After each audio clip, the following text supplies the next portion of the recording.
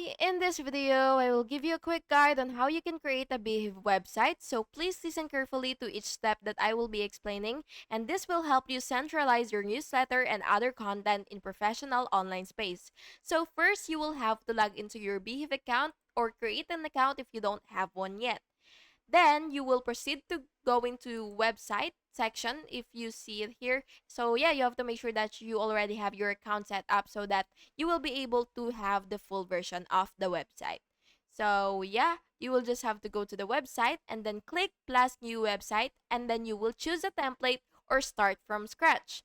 You will add your pages such as about, newsletter sign up, and blog. Customize your colors, your fonts, and images so that you will be able to match your brand. And after all that, you will just have to click publish to make your website live. And that's it. Thank you so much for watching this video, and I really hope it was helpful for you. And if it was, please make sure to like and subscribe for more videos like this. Thank you and have a good day.